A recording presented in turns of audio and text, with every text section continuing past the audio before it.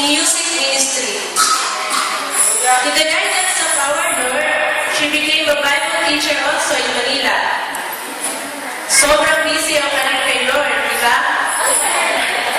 Para daw may mga boys that time. But God did not allow her to abandon her love life. Kasi doon pa na niya makikilala ang lalaking magpapatibok ng kanyang puso sa Bible study. And there she met Mr. Jonathan Saiko, also a born-again Christian, and they both tied the knot on year 1991. Without pouring blessings of God, He blessed them one daughter and two sons. As part of her destiny in life, she entered Israel on year 2005, up to the present, and became a part of Queen Jerusalem. From then, she continued to serve God. At bonus pa ni Lord sa kanya. She became a member in our music ministry and was a leader in Israel. I know guys, we have so many needs na po kung sino yung tanongin pandangan natin ngayon. Kita nyo sa ano na lahat. Okay, her motto in life is to know God and make Him known. Our God used her as an instrument to further touch and mold our neophyte Christians, like our soon-to-be graduate School of Workers for tonight. Without further, please let me introduce to you always Jerusalem Prize and 90K, Sister Luz Caguna Saiko. Grace, tayo pong lahat ay kung ano ang sitwasyon natin, kung ano man yung kinatatayuan natin, it's only by His grace. Amen?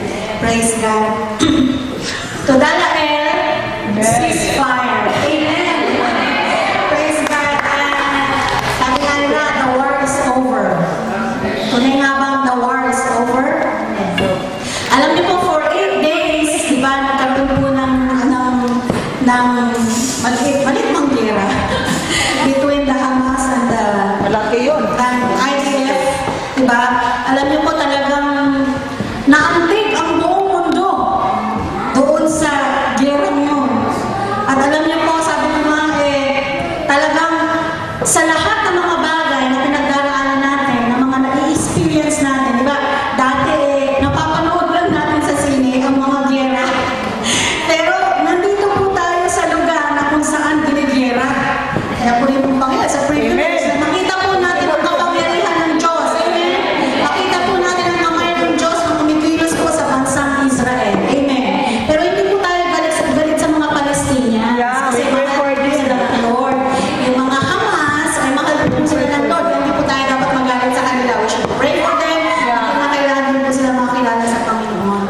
Alam niyo po, out of 1,500 rockets, biruin niyo yun, 1,500 teling sa Hebrew yung rocket.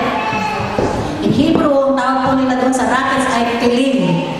1,500 na rockets po na ibinato ng Hamas group. 800 plus na punta po sa mga vacant areas. 400 plus ang na-intercept ng Iron Dome. At mahigit 200 naman napunta sa mga lugar ng mga Palestinians. Hallelujah. At alam niyo po talagang napakabait po ng Panginoon, talagang nag-provide po siya ng mga pamaraan para po tayo ay ma-save, diba? Yung Tuesday, paglabas ko po ng website namin, narinig ko po yung sirena. Hindi ko po ina-expect, ngayon pa lang sa pagtunog ng sirena yun, ay pagbato na ng mga rockets dito sa Jerusalem. Tapos nabasa ko sa Facebook, may nagtago sa aming clan, may nagpatago sa bombshell, ako kumakain, nagtaguan sila sa bombshells nila. Pero alam niyo po, sabi ko nga, Lord, kayo ang aking shelter. Ang Lord ang aking bomb shelter. Amen? Praise God. Hallelujah. At doon po sa 8 days na yun, sabi ko nga gano'n, Lord, pagdating po ng Wednesday, Tuesday nagkaroon ng rockets dito sa Jerusalem ng Wednesday, tamang-tama yung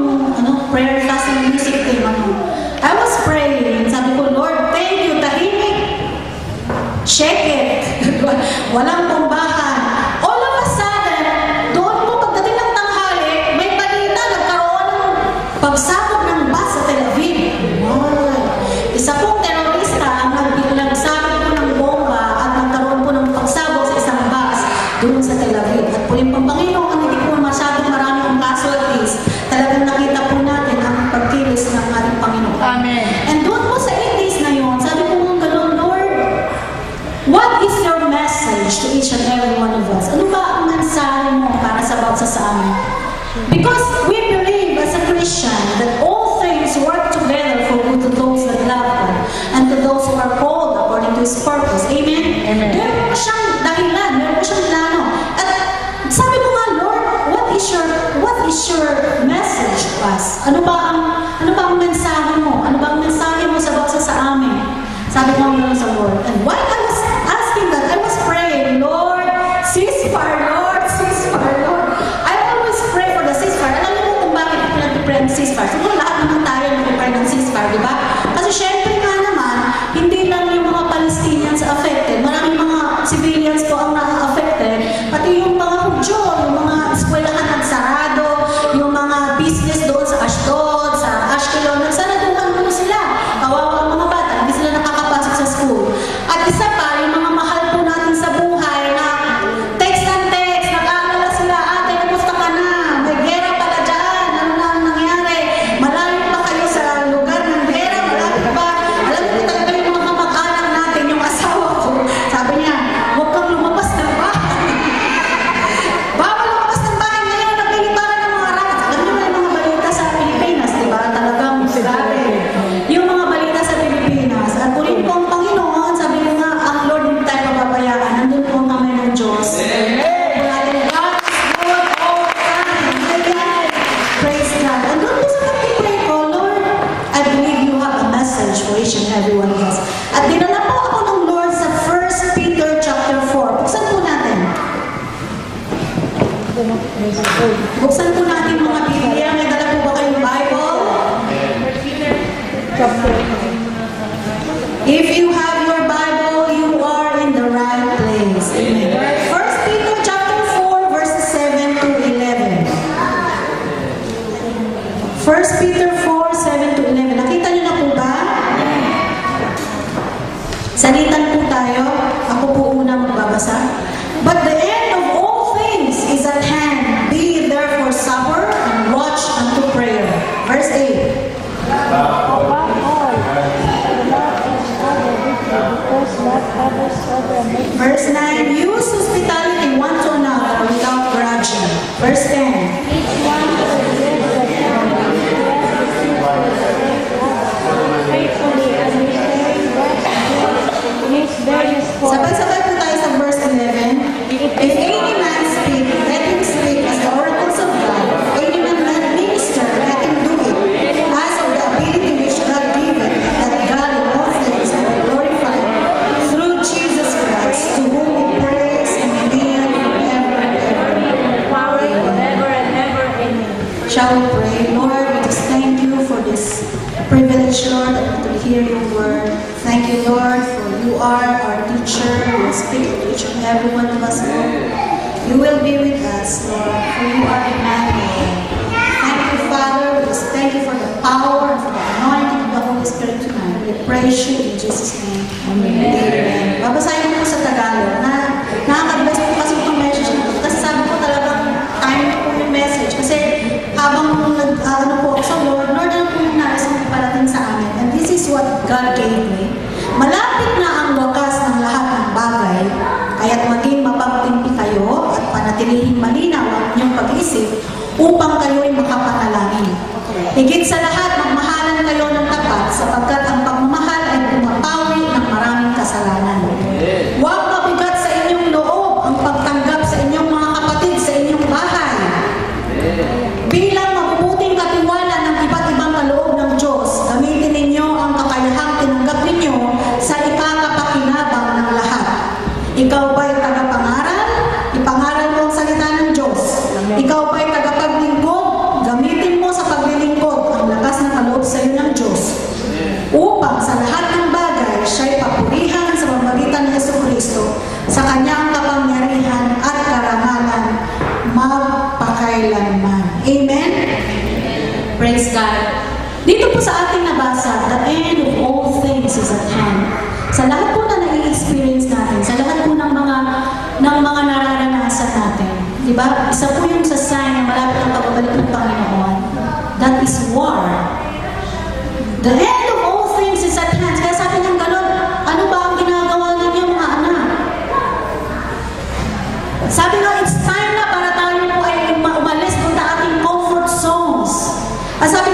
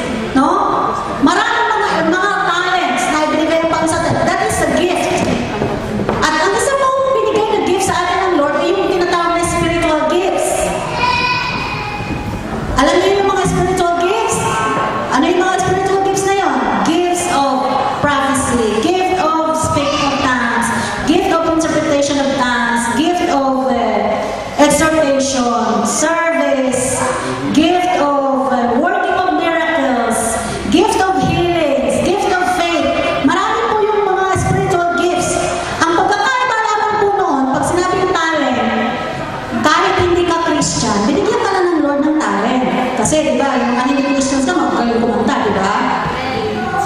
So, pagdating sa spiritual gifts naman, yun naman ay tinatanggap ng mga Christians. Yung mga born again Christians, kapag tayo na born again, tinanggap mo ang Holy Spirit.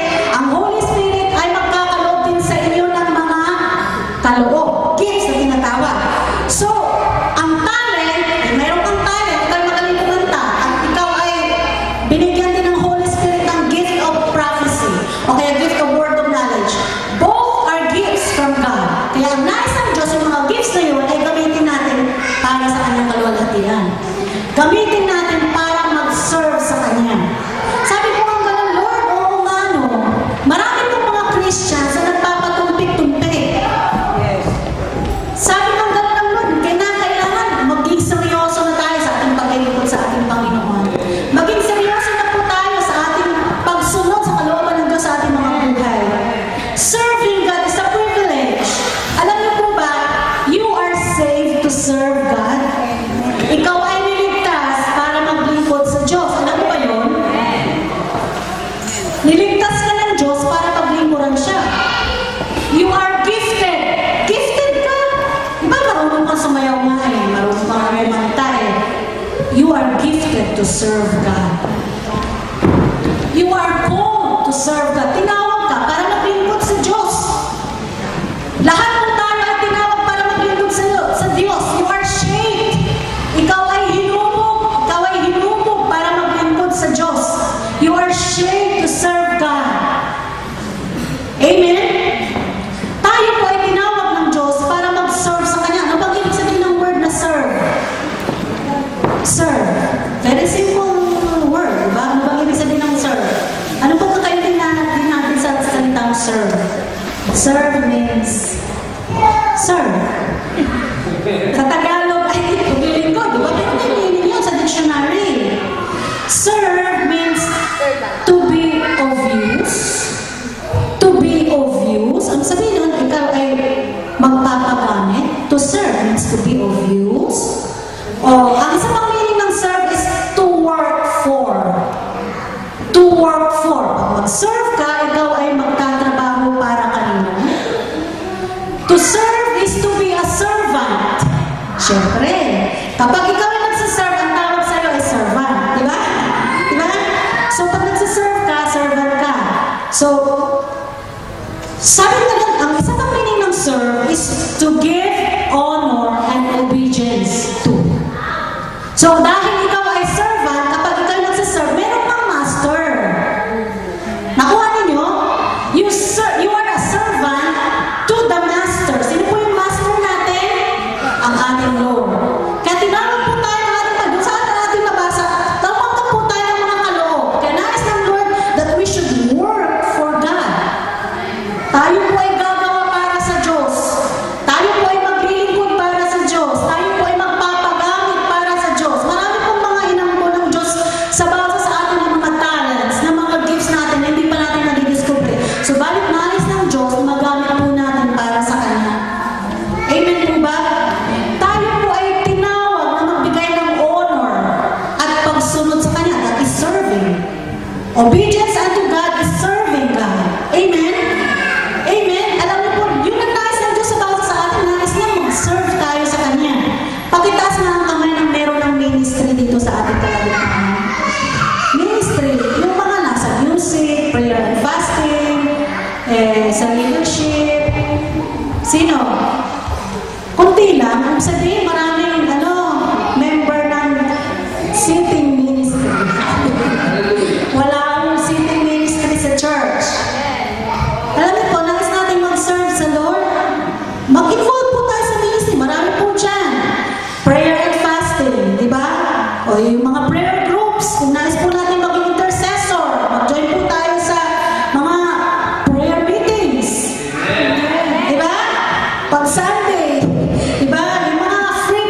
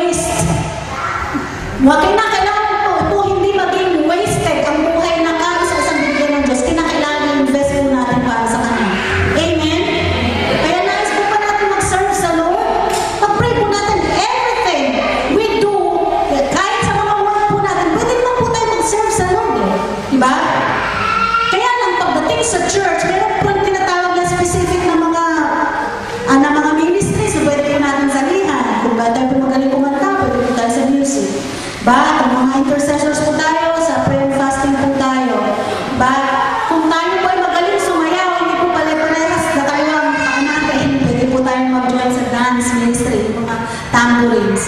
Kaya, and bukod doon, yung mga talents na binigay sa atin ng Panginoon, kung alam kong ikaw ay magaling naman sa camera, di mo alam saan kaya ako mag-join. Magaling kang mag-photograph, siguro pwede ka sa media, no? Brother Alex? Kaya yung mga magaling dyan, pwede mong lumapit kay Brother Alex. Amen. At meron po akong i-discuss na tatlong mga hindrances, bakit hindi po tayo lubog sa marami ng Panginoon. Alam niyo po, tayo po pala, kaya hindi pala tayo nagagamit mightily ng Lord. Kasi mayroong tatlong hadlang. What are the three hindrances why God cannot use us mightily? Number one, ang unang-una po doon ay self-centeredness. Self-centeredness. Kapag self-centered ka, hindi mo magagamit ng Lord. Why? Kasi alam mo kung bakit, nilagyan mo na yung iyong harapan na nakasulat na do not disturb. Ayaw ko istorbo. Kasi meron akong sariling agenda. Meron siyang sariling agenda. Hindi niya alam ang agenda ng Diyos. Meron siyang sariling agenda at sinulatan niya ang kanyang harapan at sa likuran na do not disturb. Ayaw ko istorbo. Gusto lang niyang ganito kasi meron pa akong ayoko pa mag-serve ngayon. Tsaka na lang. Kasi marami pa akong pangarap sa buhay. Tsaka na lang yung pagsiserve sa Lord. In-invite. Sumali ka sa sister, sumali ka sa dance. Sumali ka sa mag-practice tayo sa dance. Tsaka na lang kasi marami pa akong pinakasikaso diba? Gusto niya siya lang. Ako nang ako. Yung self, nakasettle yung kanyang pananaw sa kanyang sarili lang. Hindi na iniisip ang iba. Friends, lahat po nang binigay sa atin, mga talents na yan, gifts na binigay ng Lord sa atin. Ayaw ng Lord na sarilinin natin. Kinakailangan po yan ay magamit po natin unang-una para sa Diyos at para sa iba. Amen? Huwag po tayo maging busy.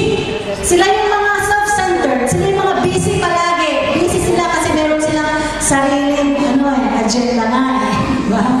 Meron silang sariling agenda. Kaya busy sila palagi. Alam niyo po nang ako ay bago pa lang nakakilala sa Lord. Sabi ko, Lord, I believe na ako ay tinubos mo na yung banal na dugo, yung buhay na to, na nakailang magamit para sa iyo. So sabi ko, dahil na ako ay parating kumakanta ng mga pansarili ko lang, ako lang ng ako. Sabi ko, Lord, kinakailangan yung talent to ay magamit para rin sa iyo. So, dedicate ko po yun sa Panginoon. Talagang mating po yung time na nakita ko na po yung sarili ko na ako na po ay nagpapakanta. Nag-worship lead. Amen. At purihin ko ang Panginoon. Talagang pag may desire po kayo, ayaw ng Lord na solohin po ninyo yung talent na yan. Gagamitin po niya kayo mightily. Amen. Number 2 is perfectionism. Yan. Isang hadlang yan. Kaya hindi siya magamit ng Lord. Kasi tsaka na ako magsaserve sa Lord pagka okay na ang lahat. Pagka okay na ako kasi marami pa akong problema Yung bang hindi pa ayos lahat ang buhay ko. Magulo pa ang aking buhay. Ako pa ay ganito. Yung bang perfectionism siya. Perfect lahat. Bago siya magsaserve sa Lord. Alam niyo ba sa Ecclesiastes 11:4, sabi dito, if you wait for perfect conditions, you'll never get anything done. Kapag nag-aantay ka daw ng mga perfectong mga kondisyon, wala kang matatapos, kapatid. Kaya, nobody's perfect. Wala pong such thing as perfect. Si Lord lang ang perfect. Kasi kung perfecto po tayo, perfecto ang buhay natin, hindi na po natin kailangan si Jesus. Amen po ba? Kung perfecto po tayo, wala tayong mga imperfection sa buhay, wala po tayong mga problema sa buhay, wala po tayong mga flaws sa buhay, hindi na po natin kailangan si Jesus. Kung pa tayo nag-pray, kung pa tayo nandito, kung tayo po perfect.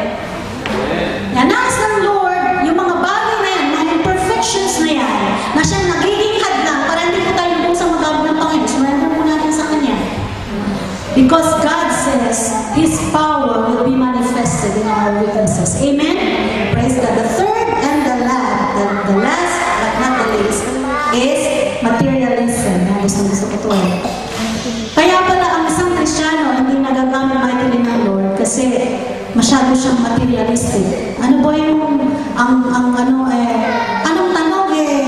ano ba ang priority mo sa Ikaw ba ay kingdom builder o ikaw ba ay wealth builder?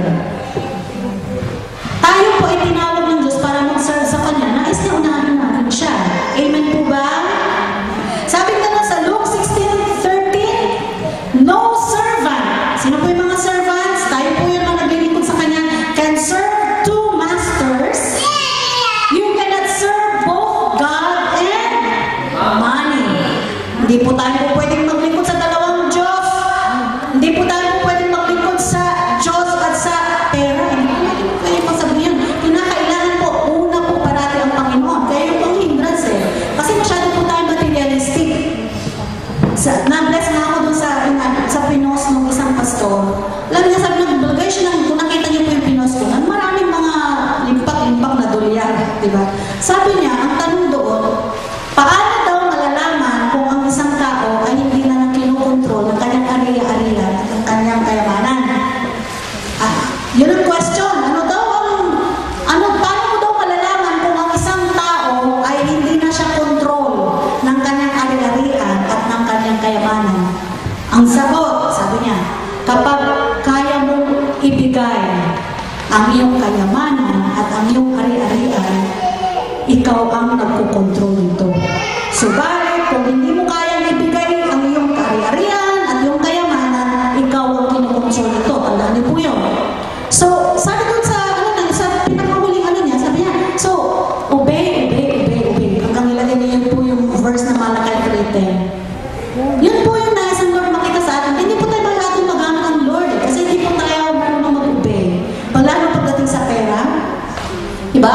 Sabi nga ng isang pastor yan daw pinakahuling na bubong na ata yung sa atin, yung wallet natin, diba?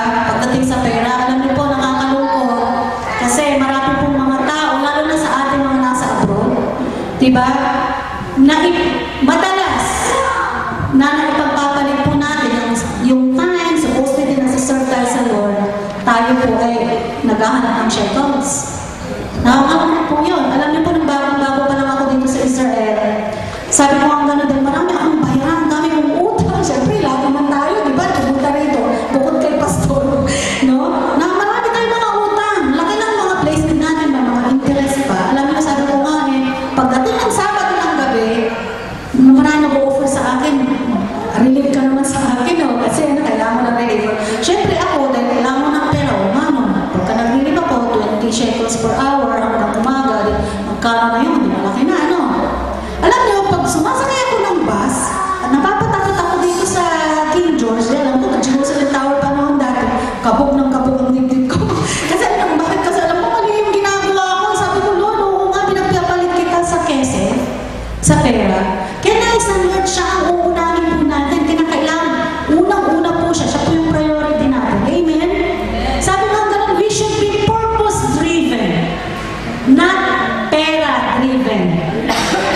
Tayo pa nagtatrabaho sa lugar na to, tayo pa naglilingkod sa Diyos, ano pang ginagawa natin? Because we have a purpose. We have a purpose in life, the purpose of God. Hindi po tayo pera-driven. Nakuha niyo po? Hindi po tayo pera-driven. Tayo po tatlong yun. Hindi po tayo lubusang mga gagawin ng Panginoon. Dahil tayo po ay self-centered. Dahil tayo po ay perfectionist. Dahil tayo po ay materialistic. Nais ng Diyos yung mga bagay na yan ay isurrender po natin sa Kanya. Amen? Praise God. At bago po ako patapos, meron po tayong panunoorin ng 1.5 minutes na isang film. At tingnan niyo po yung message po nung ano na yun. It's an animation. Napakaganda po. And bless na bless po ako kasi sabi ko message po para sa bawat isa sa atin. Amen. Ito po ay kwento ng isang mangiigib, water bearer at tawag doon. Okay, panoorin natin.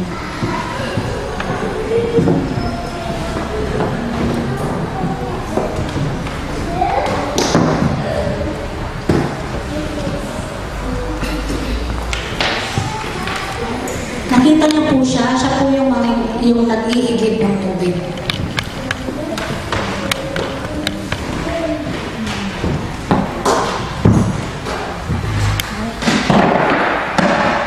gusto nila lagyan ng bago. Praise God.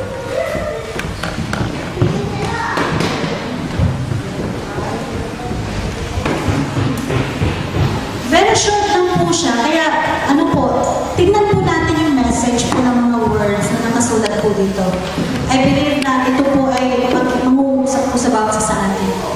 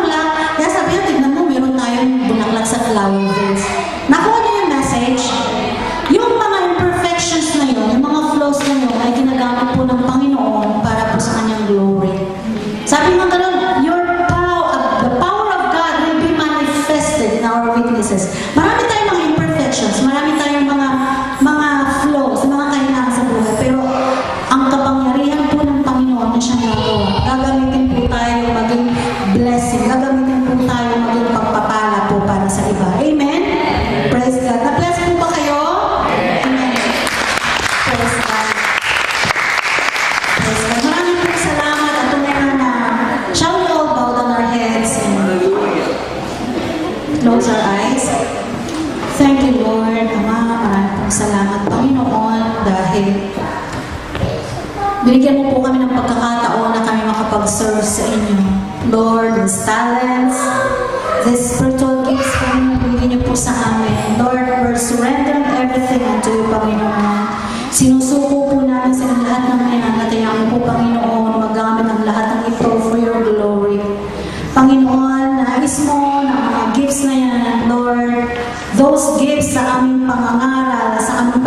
makapaglingkod sa inyo. Kami makapaglingkod sa inyo faithfully, Lord God. Lord, sino man sa aming kalagitnaan, hindi pa tunay na nagsusurrender ng kanyang mga gifts, hindi pa lubusang nagsuserve sa inyo, Lord, convict her or him right now in the name of Jesus. Hayaan niyo po, Panginoon, ang buhay namin. Kahit sa isang buhay namin, ibigay namin sa inyo ay magamit lamang para sa inyong kalulatian. Lord, that if we face you someday, Panginoon, kung kami tanungin mo kung anong ginawa namin sa isang buhay na ibigay mo po sa amin, Lord, you will tell us, oh God, welcome, good and faithful servant. Thank you, Lord. At tunay na, Panginoon, truly it's indeed a privilege to serve you. Truly it's indeed a privilege, Lord, to obey you, Panginoon. Maraming salamat, oh God.